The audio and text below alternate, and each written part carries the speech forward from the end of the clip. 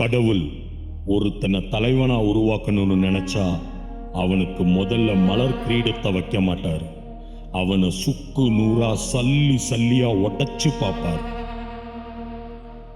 அவன் நிம்மதி, அவனோட சந்தோஷம், அவனோட தன்னம்பிக்கை எல்லாத்தையும் அவன்கிட்ட இருந்து மெதுவா எடுத்துக்கிடுவார். கடைசியா அவன்கிட்ட மிச்சமா இருக்கிறது ஒன்னே ஒண்ணுதான், அது அவனோட உண்மையான மனசு. அது பரீட்சை இல்லை, பயிற்சி. அவனுக்கு கொடுக்கப்படுற அத்தனை வழிகளும் சோதனைகளும் அவனை அழிக்கல. ஆனா அந்த பயிற்சி அவன்கிட்ட இருந்த பலவீனத்தை அழிச்சு அவனோட விதியோட பாதையை மாத்தி ஒரு சுகமான சுமைய சுமக்க வச்சது. ஒவ்வொரு துரோகமும், ஒவ்வொரு தோல்வியும், ஒவ்வொரு வழியும் எல்லாமே கடவுள் தன்னை துண்டு துண்டா வடிவமைக்கிற தருணங்கள்னு அவன் நினைச்சான். நிம்மதியான சூழல்ல பலர் வளர மாட்டாங்க. ஆனா குழப்பமான சூழல்ல தான் மனிதன் தன்னை உணர்ந்து தனது பலவீனத்தையே பலவீனமாக்கி பலமானவனா தன்னையே மாத்திக்கிறான்.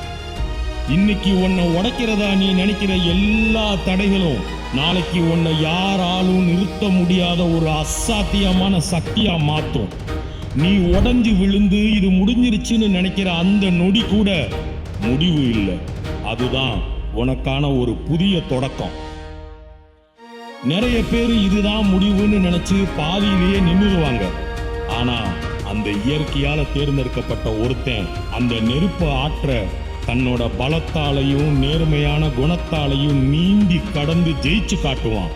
அந்த நேரத்துல தான் அவனுக்கே அவனோட வாழ்க்கையோட நோக்கம் என்னன்னு புரிய ஆரம்பிக்கும்.